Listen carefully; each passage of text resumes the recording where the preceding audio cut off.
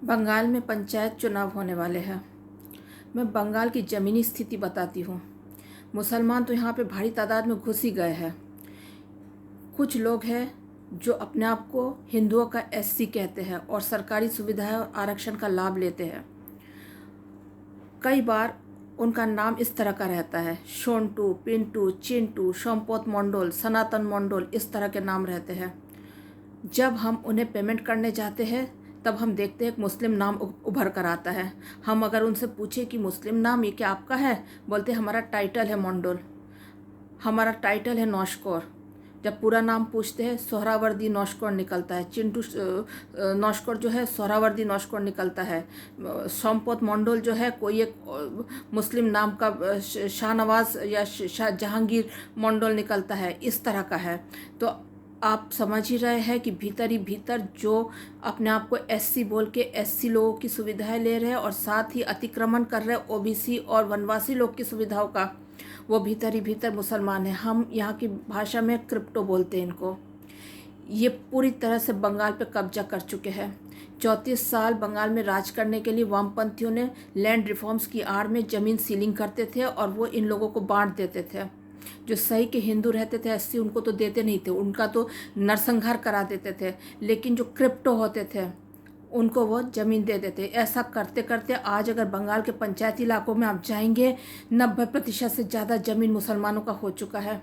मुसलमान यहाँ पे पूरी तरह से आपको हिंदू मिलेंगे नहीं। आप जो मार काट हो रहा वहीं पे देखिए दोनों तरफ से मुसलमान लड़ रहे हैं और सत्ता में इस पर बात जीत के जो आएंगे वो मुसलमान ही रहेंगे। जिम्मेदार पदों पर वही बैठेंगे, पैसों का लेन देन वही करेंगे। एक तरह से नाम भर के लिए बस भारत का हिस्सा है। ये एक इस्लामिक स्टेट बन चुका है।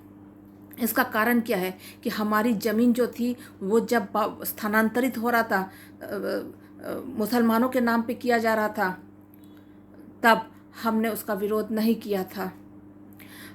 अब क्या कर रहे, यही मुसलमान ज़मीन को क्या कर रहे, किसी कंपनी के नाम पे कर दे रहे हैं और प्लॉट बना के बेच रहे हैं।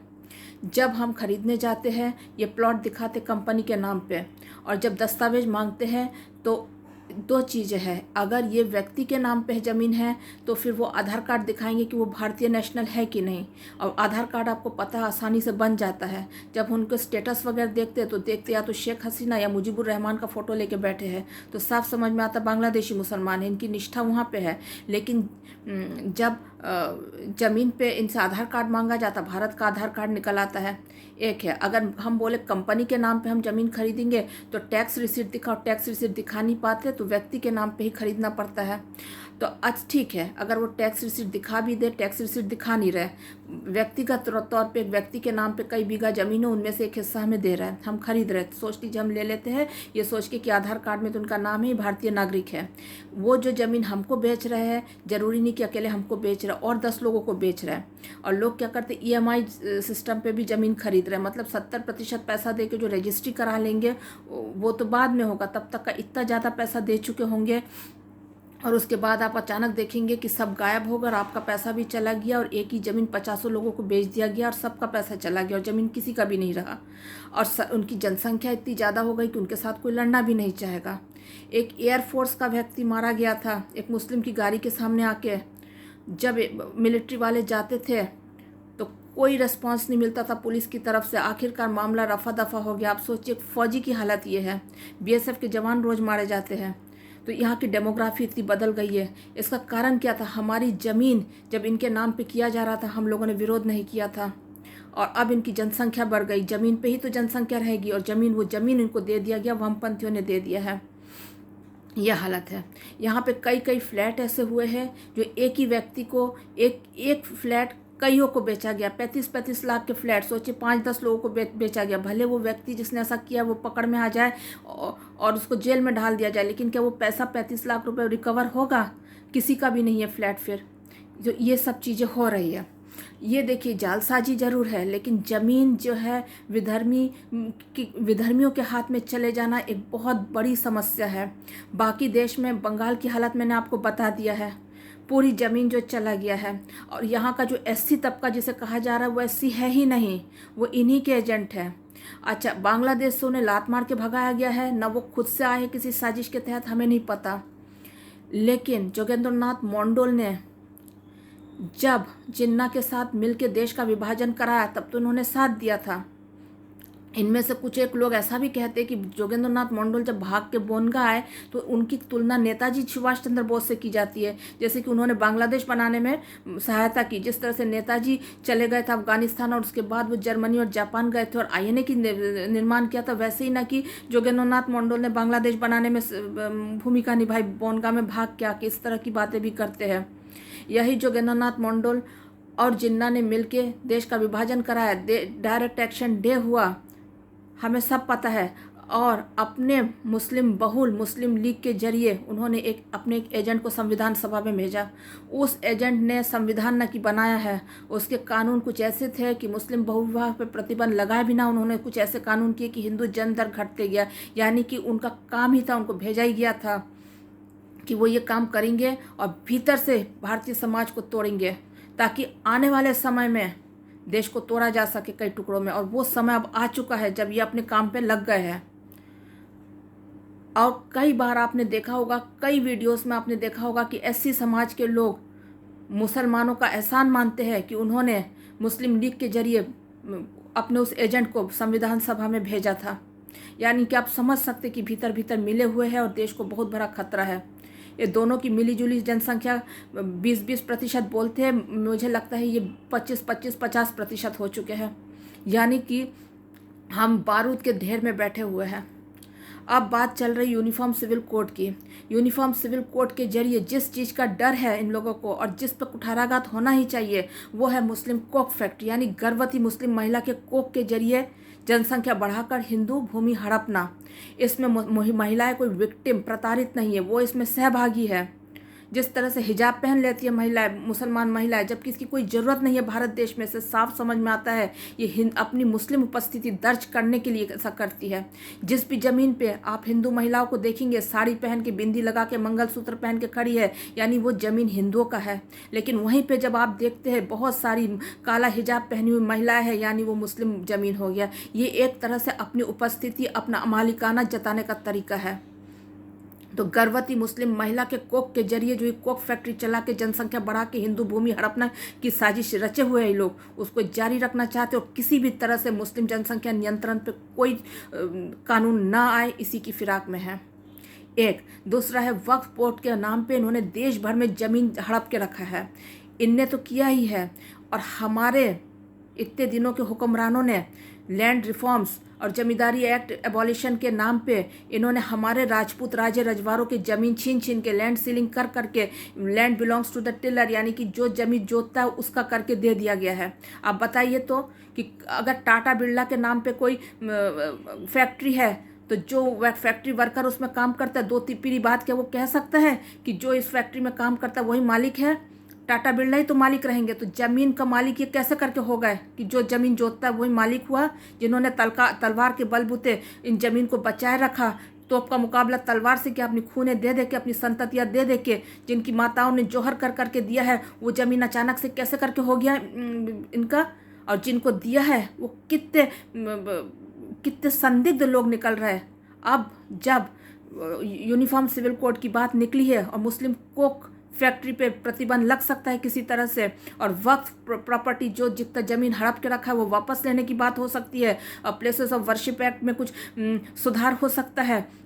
ऐसी परिस्थिति में देखिए विदेशों में बैठे आईएसआई, इस्लामिक स्टेट और हमारे मस्जिद और मदरसों में बैठे ये लोग, इन्होंने कितनी चालाकी से काम किया। ये लोग किसी भी तरह से विचलित नहीं दिखना चाहते हैं, ये फुदक नहीं रहे बिल्कुल भी। इन्होंने अपना जो दूसरा वाला आउटफिट है उसे आगे कर दिया है, और वो आउटफिट वो है जिसे हम अब तक का जो हिंदू बनने का ढोंग कर रहे थे, और हम लोग भी डर के मारे, या हम समझ भी रहे थे तो बोल नहीं रहे थे, या ST/SC एक्ट के डर से हम नहीं बोल रहे थे, क्या पता। लेकिन देखिए वो आउटफिट जो है आरक्षण के जरिए सुविधाएं ले रहे हैं, हिंदू बन के सुविधाएं ले रहे हैं, लेकिन हिंदू देवी देवताओं को ही गाली दे रहे हैं और बोल रहे हैं हम हिंदू धर्म को नहीं मानते हैं। जब हिंदू धर्म को आप मानती नहीं है तो फिर आप कैसे करके हिंदू होने का ये करके आरक्षण की सुविधाएं ले रहे हैं? क्योंकि आरक्षण जो लेता है किसी और का हक मार के आप ले रहे हैं। और फिर ये लोग नव बौद्ध बनने का ढोंग करते रहते, बड़ा बड़ा सभाएं करते हैं, और इसकी शुरुआत भी उसी जोगेंद्र नाथ मंडल और जिन्ना के एजेंट ने ही किया था।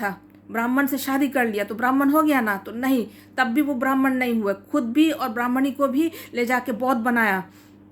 तो आप इनकी साजिश देखिए क्या है। इनको कोई छुआछूत जात पात से मतलब ही नहीं है। ये एजेंट है जो देश तोड़ने के लिए बैठे हैं। और हो सकता है अतीत में भी इनकी इन्हीं हरकतों की वजह से इनको समाज बाहर किया गया था राष्ट्र सुरक्षा के मद्देनजर।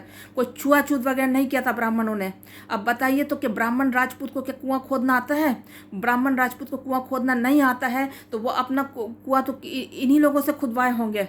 तो इन्हें अपना जमीन लेकर अपना एक अलग कुआं खोद के वहां से पानी क्यों नहीं लेते थे? इनको क्या जरूरत पड़ती थी कि ब्राह्मण और ठाकुरों के राज्य कुएं में आके पानी लेंगे और नहीं देने से ठाकुर का कुआं बोल के गाली गलौज करेंगे और जातिवाद का आरोप लगाएंगे? इसका मतलब है इन्होंने अतीत में भी कुछ गलत काम किए होंगे, तभी इनको पानी के स्रोत जो है उससे अलग रखा गया है। आपको पता है पानी एक बुनियादी जरूरत है जिसमें अगर जहर मिला दिया जाए तो मास स्केल में डेथ हो सकते हैं और कई महामारियां भी फैल सकती है। हो सकता है अतीत में ब्राह्मण और राजपूत लोगों ने राष्ट्र सुरक्षा के मद्देनजर इनको पानी के स्रोत से दूर रखा हो और जिसका ये तमाशा कर रहा है। ये अभी हमें समझ लेना है।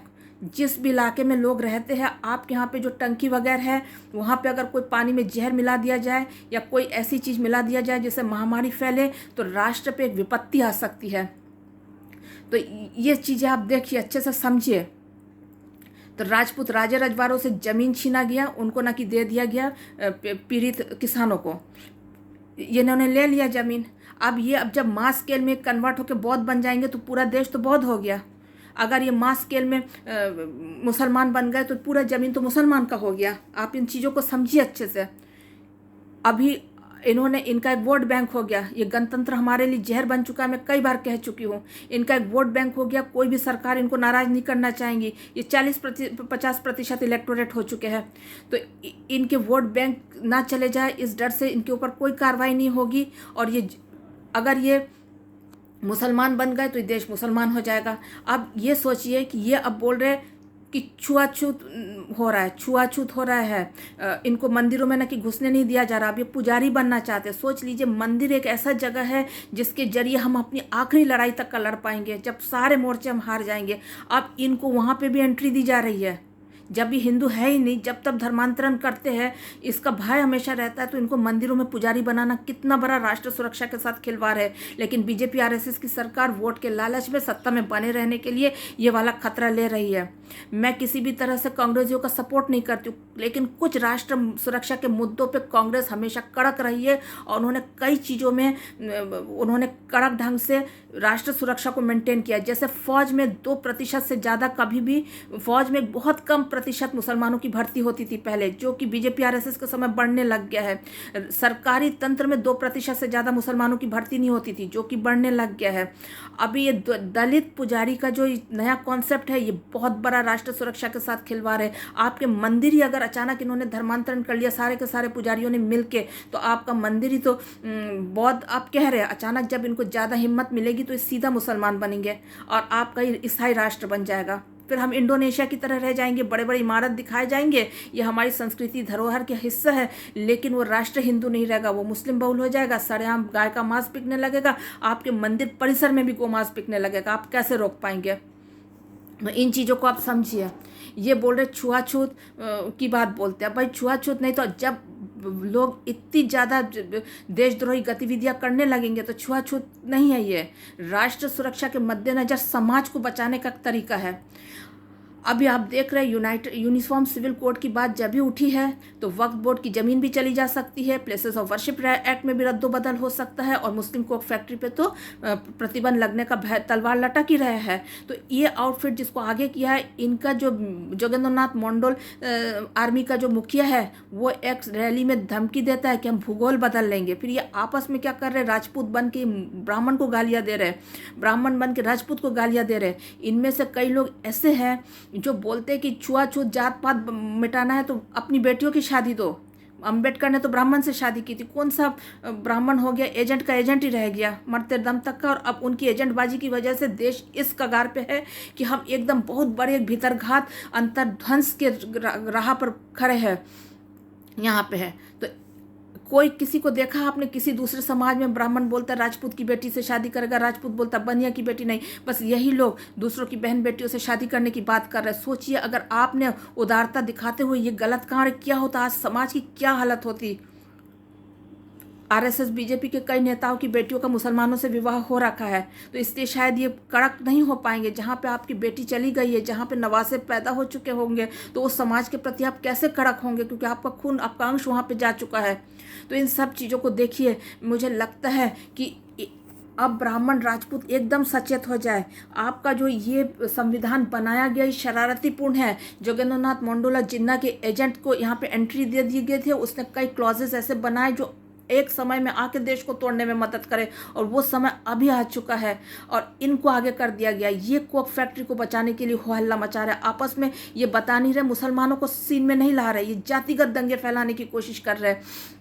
ये ब्राह्मणों को गाली दे रहे एक मोर्चे पे, एक मोर्चा मुसलमानों को गाली दे रहा, कुछ बोल रहे जाट गुर्जर भी ना कि बहुजन में आते हैं। ये सब गड़बड़ कुछ है। इनको भारी फंडिंग मिल चुकी है, या भीतर भीतर मुसलमान है, या इनमें से एक बहुत बड़ा वर्ग जो रोहिंग्या बांग्लादेशी घुसपैठिया है जो कि हिंदू बन के सब कर रहे हैं। तो अब ब्राह्मण राजपूत को इनके साथ कुतर्क करने से नहीं चलेगा। आपको एकदम संगठित होकर राष्ट्र के सामने खड़ी इस विपत्ति को पहचानना है। पहली बात मैं बोल देती हूँ, गली मोहल्ले गांव खेड़ों कस्बों सब में आप देख लीजिए, पानी का स्रोत जो है उसके जरिए जहर फैलाया जा सकता है और महामारियाँ फैलाई जा सकती है। अतीत में जितने ही आपके ऊपर छुआछूत जातिवाद का दोष मरे या ST/SC एक्ट लगे, आप अपना पानी का स्रोत से इन लोगों को एकदम दूर रखिए। ये बोलते ना इनके कुएं से पानी नहीं लेने देते थे, जरूर ये उस समय इस तरह की देशद्रोही गतिविधियां करने की कोशिश की होगी, तभी इनको समाज बाहर किया गया था। अब पानी के स्रोत से एकदम दूर कर दीजिए। एक इनके दुकानों से आप इनके दुकानों से खाना वाना लेना एकदम बंद कर दीजिए। आपके SC तबके के कई लोग जो है असल में वो SC है ही नहीं, वो रोहिंग्या और बांग्लादेशी मुसलमान हैं जो नाम बदल के खाने की दुकान चला रहे हैं। इनका छुआ खाना भी बंद कर दीजिए, इनसे पानी लेना बंद कर दीजिए, इनके दुकानों से कुछ भी खरीदना बंद कर दीजिए। क्योंकि खाना और पानी इन दोनों के जरिए समाज में महामारी और मास स्केल में मृत्यु फैलाई जा सकती है। 2 नंबर है। तीसरे मैं ये कहूँगी कि अगर आप अपने इलाके में किसी भी मंदिर में देखें कोई दलित पुजारी उजारी, आप अपने तरीके से उसका इलाज करके वहाँ से हटा दीजिए, क्योंकि मंदिर आपका आखिरी मोर्चा रहेगा जहाँ से आप लड़ेंगे मुसलमानों के खिलाफ। चौथी बात मैं ये कहूँगी कि आपके यहाँ पे अगर कोई भी सभा करके वामन मेश्राम और इस तरह के लोग ईसाई मिशनरी और खाड़ी से पैसा खा के अगर कोई भी हिंदू देवी देवता या ब्राह्मण राजपूतों को गाली देता है, आप तुरंत उनका घेराव करके वहीं पे इलाज कीजिए, ताकि आगे से भय के चलते वो दोबारा ऐसे कोई भी सभा ना कर सके। एक और बात कहूँगी कि ज़मीन जो है जब तक का राजपूतों के हाथ में था तब तक का देश बचा हुआ था। आप ही देखिए, अगर राजपूतों के हाथों में रियासतें नहीं होती तो आज का जितना भारत हमारे हिस्से में आया है, अखंड हिंदू राष्ट्र की हम सोच सकते हैं, तो वो उन्हीं रियासतों के बलबूते है। तो मुझे लगता है सरकार को पुनर्विचार करना चाहिए। और जैसे आप टाटा बिरला की फैक्ट्री वो फैक्ट्री वालों के नाम पे नहीं कर देते, वैसे आपने कैसे इन सरकारों ने राजपूत राजे रजवाड़ों की ज़मीनें किसानों के नाम पे कर दिया। राजपूत राजे रजवाड़ों की ज़मीनें वापस उनको दी जाए कानून बना के। ये बहुत ध्यान रखना है आपको।